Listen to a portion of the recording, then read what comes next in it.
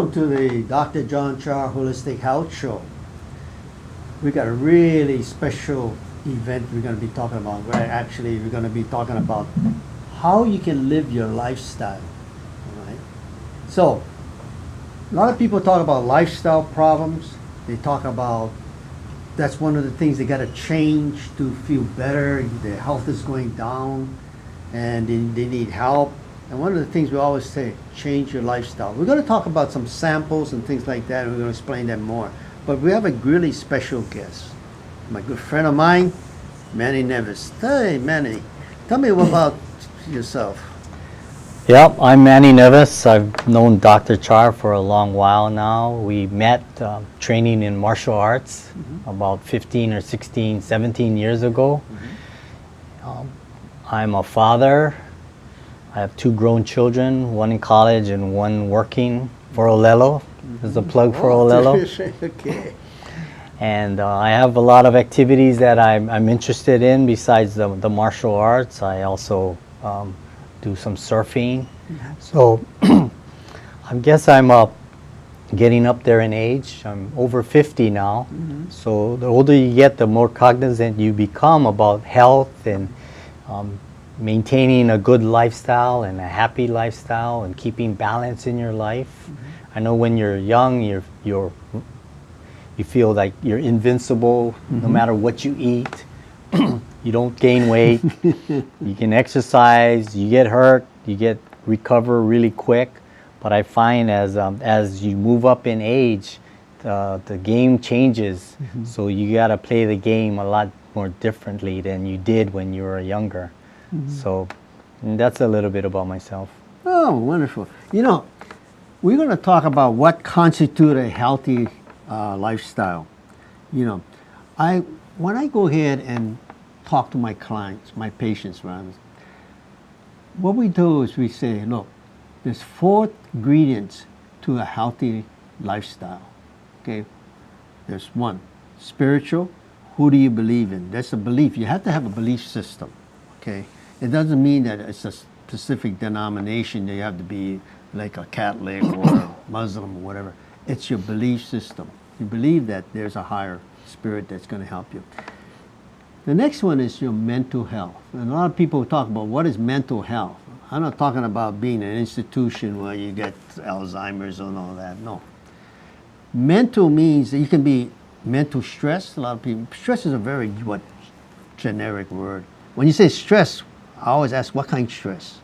And when I hear some of the people say, oh, I got stress at a job, I got to make deadlines, I'm a class A personality, I got to meet the deadline, I got so much stress. My boss told me, give me 2 deadlines, okay, 1 today and 1 30 minutes ago, okay? That's a mental stress. Or you're trying to keep your bottom line going.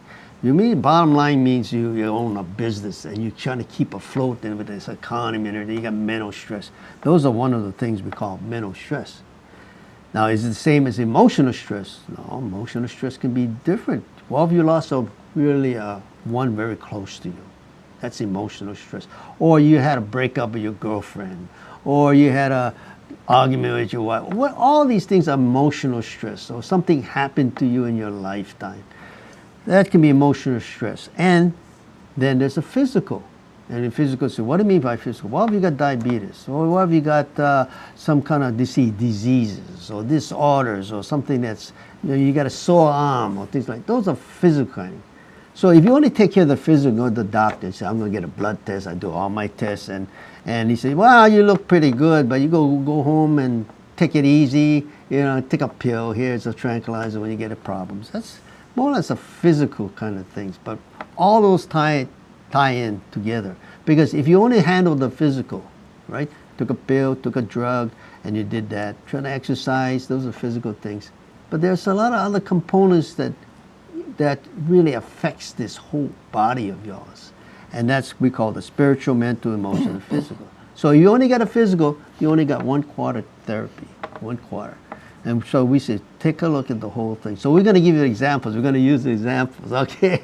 And we're going to be talking about family life. What do you do with the family life? You get, conflicts. People, sometimes you have children conflicts, and people want to do their own thing. They get different ages. When they get into different ages, we all know they want to get their own identity. They want to do their own thing. And, father said, wait a minute, that's not how we do it at home. And mother, you get conflicts. Maybe the mother said, well, let him do what he wants to do. So you got how do you get these things resolved? How do you be a happy family, okay? That's one of the things. When you talk about your faith, people say, I don't believe in going to church and everything. Well, you don't have to go to church, but if you believe, you have to believe in in a higher being. That helps you. It's spiritual. What prayer is all about, right? Okay. And then you're talking about occupation. So what kind of job you got? You love your job. You hate your job, but you need your job because you got to pay your bills, right? All this kind of stuff. How you can be happy with your job? What to make the best of your job? And physical things, we're going to be talking a lot about physical because we came up together with the martial arts. We're going to talk a little bit about the martial arts, how it creates discipline and things like that, how it affects your life and your physical, awareness and things like that. And your financial planning is important, right? You don't plan for the future, and all of a sudden you get sick, and oh my gosh, where's the money going to come from? Take care of me. Is Medicaid going to have enough money to take care of me? What's the limitations? And community service, very important. We got to help people, right? We donate our services. So let's talk about that in a lifestyle thing. So tell me about how to say, for instance, what's the ideal family that gets to get along together? Tell me what you do. Well, I don't want to project that my family is the ideal family, but I think we're a typical family. Yes. One son, one daughter, a wife, and a husband. And you're right. The kids, they go through a evolution. As little kids, pretty much your job is to protect them, keep them safe, try to prepare them for their future, try to give them the skills that they need to become contributable human beings in a later life. But now as your kids are older, they have their own identity. And that's the hardest part for parents to realize, is that the kids are really adults now. And you can't treat them like kids. And we fall back and forth and we vacillate, where we try to treat them like kids and they'll correct you, or they'll tell you that, hey, you know what, I'm not a kid anymore. So really it's about, you've already had your chance to prepare and mold this person into the individual that you think would be best for themselves. And once they reach a certain age of 18 or 19 or 20, and then really you got to treat them like adults. So that's the struggle that I've had. My daughter, like I said, recently went away to college and went to your college. Yeah. I understand. I didn't realize that, but she went away to college, and that was that separation anxiety for a father, to see your daughter go away to a mainland college. So I had to overcome my my motherness of trying to keep them in the nest, and I had to let go. So that was a really hard struggle for me. But over time, and constant communication with your child to make sure that they're safe and all of that, because that's really what parents are most concerned with, it, that their kids are safe and they're not being mistreated wherever they are. So keeping the communication lines open and calling, at a certain point my daughter was saying, I think you're calling me a whole lot too much, because my wife would call and I would call, so she would get 2 calls a day. So now we're kind of limiting ourselves, but we feel confident that she's safe, and my son is already has his own life. So as a parent, we go through seasons as well. We have the season of, okay, our kids are gone, now we're back to just being a couple again, and trying to deal with that, reacquainting ourselves with each other.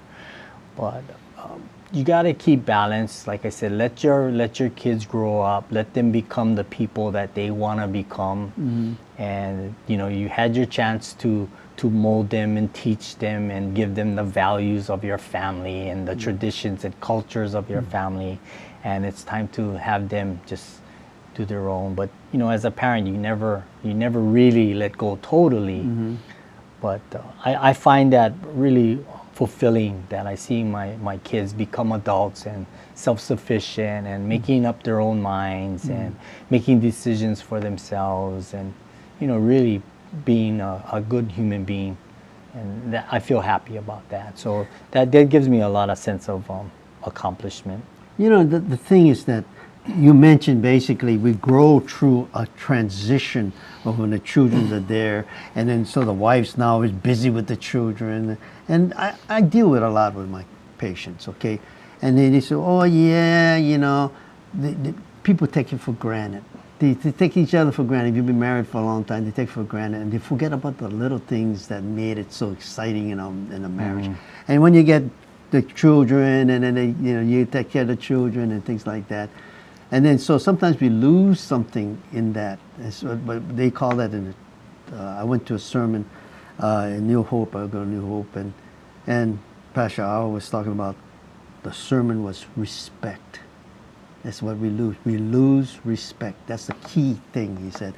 And so we lose respect for each other in terms of, we care for each other, but still we lose that little thing. And then when we get together and we leave the house, we got to get reacquainted with ourselves, and we forget the little things that made it really exciting, and we have to get back to the basics again, right? Respect. Like for instance, when you're courting your wife, okay? Open the door, right? Move the chair out, do that. After that, you open your own door, you do this. It's just little things like that, like that.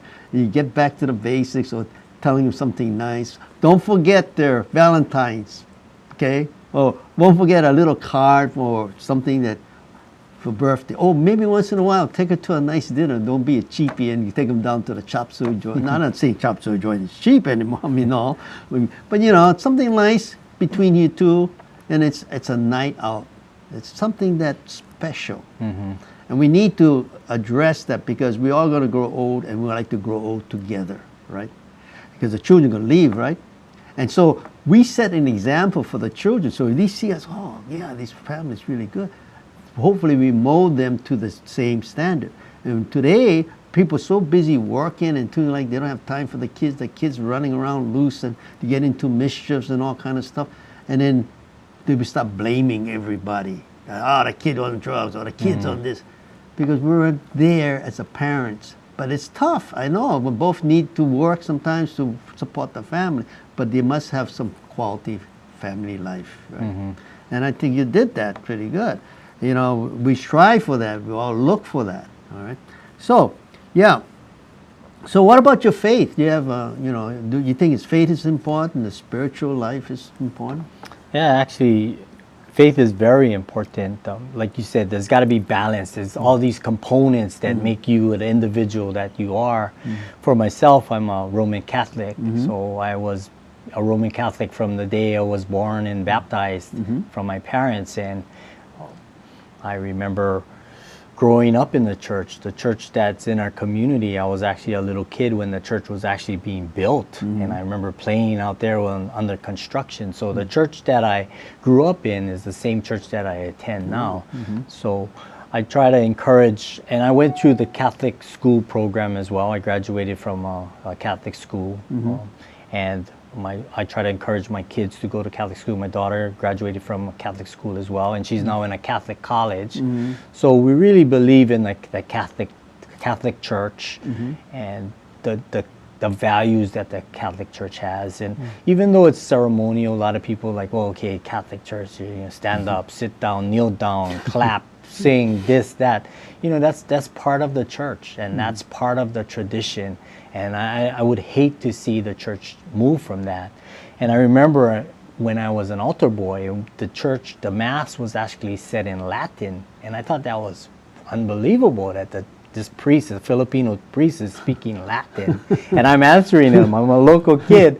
I'm answering back in Latin. So, I thought that was great. So I still believe in church. I think it gives you an opportunity. You're, like you said, you're really busy during the week. You're with your job and your other activities and families and dealing with fires here and there, and you know, you need that time to just collect yourself every week, at least once a week when you attend a service. You sit down, you collect yourself, you bring your center yourself again, and you reacquaint yourself with the Lord. And you know, I think that's a great thing. And I love the Catholic Church. I love the tradition, like I said, and I really believe, and I hope my family will and my children will continue in the Catholic Church. Yeah, great example.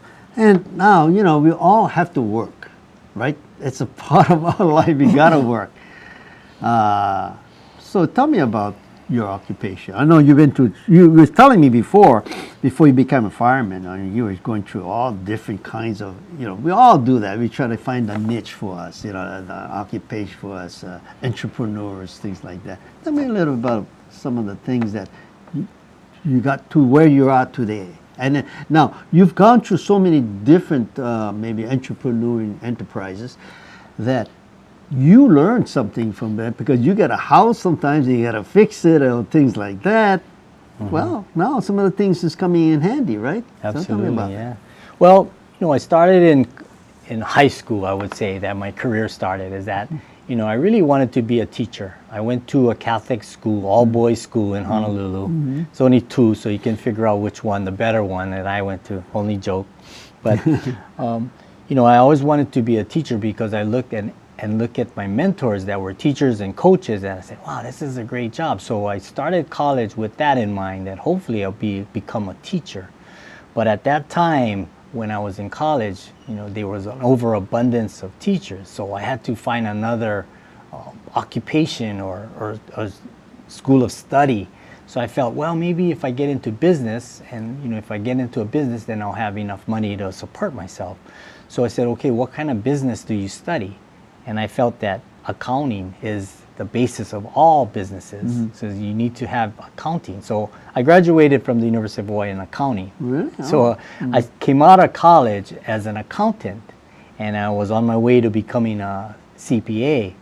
And I was studying for the CPA exam, and I got a job with a construction company.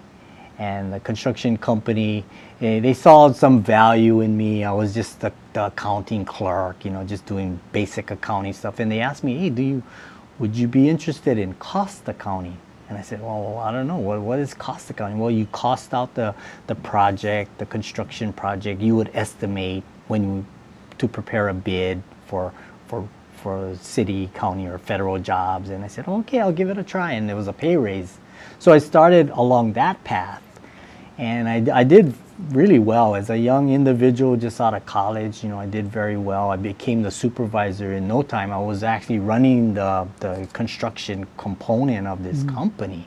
And I said, wow, but you know, like you said, you're a young guy and there's a lot of stress, there's bidding involved, there's a lot of money involved, you don't want to make mistakes, you're overseeing crews and all of this. So it kind of wore on me, and I was dreading actually going to work because there was so much stress on this young individual. And I had a buddy that was a lifeguard, and he said, hey, you know, I'm gonna go take the firefighting test. And I said, firefighting, what's that? He said, oh yeah, you can be a fireman. And you know, I really, honestly, I didn't know anything about firefighting. I had never stepped foot in a fire station my whole life. And I went and took the test, and I ended up getting in the fire department. So got in the fire department, and even when I got in, I wasn't sure if that was the right fit for me. You know, I was into business, I wanted to make a lot of money, but what I found is that the fire department offered me this opportunity because of the shift work. You know, you work a certain cycle, so you're off so many days and you're on so many days. So what happened was, even though I got accepted to the fire department, the construction company wanted to keep me on a part-time basis. So I stayed on with them, working part-time, working the fireman, and on my days off I would still be involved in the construction. And after a while, I found a partner and we started our own construction company. So pretty much what I was learned and what I mentored in my other company, I started my own, and we were quite successful. In fact, the company is still around today, still in business. So you're right, I did learn a lot from that. And I also learned a lot because I had constructed my own home. I was an owner builder. Oh, So even though I wow. subbed out the difficult components, I saw how entire home is being built from the ground up, from dirt right up to completion and painting and all that stuff. So you're right, I do a lot. That's one of the other joys of my life is puttering around the house and fixing this and that, whatever I can. And it saves a lot of money too because Sure, you don't have sure. to be hiring expert, skilled laborers to do stuff that you normally could do yourself. So I really just, I can't even remember when I really hired anybody to do anything. I pretty much do everything around the house myself. So it saves some money, and I get the joy out of seeing things that I've fixed or completed. You know, going back again, how many, 17 years we got into martial arts. You know, I kind of retired about 4 or 5 years ago, about 5 years ago, being the oldest in the whole chain. But it taught me something about life, being disciplined, being this. And it taught you physical awareness. It taught you about mental toughness and things. Tell me about that. How does it kind of shape your physical life and your mental life? And Yeah, actually I started martial arts when I was a little kid. I started when I was like 4 or 5 years old in judo, and then I went from judo to Japanese karate, and I did that for a while, and then I took a break once I went to college and all that. But I found that, um, I guess our sons were in the same school, and my son had gotten into a fight at school over a pencil, and he was, I mean, this is like a 4-year-old kid. I'm not a fist fight or anything like that, but then I looked at my wife. I said, I didn't even prepare this kid for defending himself because the other kid was a lot bigger than he was. And I said, well, I know the kid is his best friend.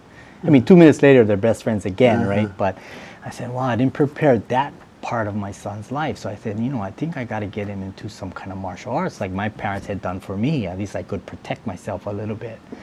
So we showed up the first day of martial arts, and guess what? The other kid was there too.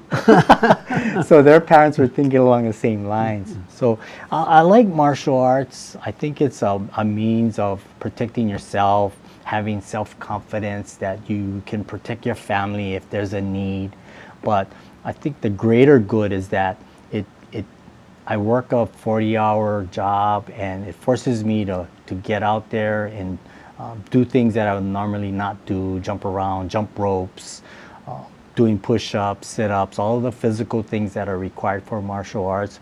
But more importantly, I think one of the biggest components is the breathing. Part of the training that we do is breathing, and we do breathing exercises. And I didn't really know the value of that until I take my annual physical for my firefighting job. And then we have a test that you have to blow into this and to see your lung capacity, because we have to wear those air packs. And as we started breathing in martial arts, my lung capacity got better and better and better. I had asthma as a young kid, so I always had some kind of lung problems when I was little, but I saw that the benefits of just the breathing and giving you relaxation. But the martial arts brings a lot. Part of our mantra is mind, body, and spirit, right? So it's not only fighting, it's more than martial arts, is that becoming a better person. well, great. And we got one more thing let's talk in about a minute about community services. What we need to help the other community less fortunate. Yeah, I always think that everybody, you got to give back. I feel so fortunate in my life that, the things that I was able to accomplish, and, I was able to provide for my family. And you see that there's a lot of taking, I take a lot. They give me a paycheck, I get the enjoyment of my family, but I feel that there's certain parts of myself that want to give back to the community, especially the community that you live in. So, as you know, both of us were on the board of directors for our community association, and I did that for almost 8 years. I got in because I left my rubbish can on the corner and I didn't like the letter that they sent me. And that's how most people get involved. But that pushed me into getting in. And once I got in, we tried to do a better good for the whole community. We rose up to president and vice president and all of that. So we ran the place, and I think the community is better because of our involvement. But I think everybody has to give back a little to the community that you live in. Right. Just share the wealth. Okay. Now, thank you, Manny. It was really great talking to you about general lifestyles. Okay, and if you can take some of that, of everything we said, just discuss. We didn't talk about everything, of course, but just to take that and put in content and see how you can emanate that yourself. I think your life will be more enriched. Would you think so? And you're going to get less stress is one of those things, right? The main thing in this whole life is you got a lot of stress right now. And if we can reduce the stress, we're going to live longer, okay? And we're going to be happy. That's the main thing. We're going to be happy. So, how fast this show is in, okay? And we're going to be talking about the next show. We're going to be talking about healing. And it's hype, hoax, healing, and medical lies. Now, everybody can say, whoa, medical lies. Really? Well, there's so many things out there. I'm just going to report what is out there. And if you want to, we got scientific data and all these things, the whole thing that goes with it. But we'll be just letting people, educating people about it, and they can make their own choices, right? And so you're going to stay tuned into the Dr. Char Holistic Health Show. And again, it's on the first and third Wednesday at 6 p.m. on Channel 52. And if you miss that, you can go to 10 a.m. every Thursday morning. Okay, you can see that our show. Okay, and if you want to go and find out more about the holistic total concept, you can dial into our Facebook.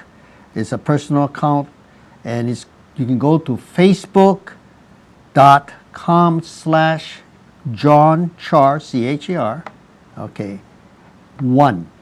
That's okay, that's com/John Char 1. And Twitter, go to YouTube, go to iMobile and Easy Article. Thank you very much. We'll see you in the next show.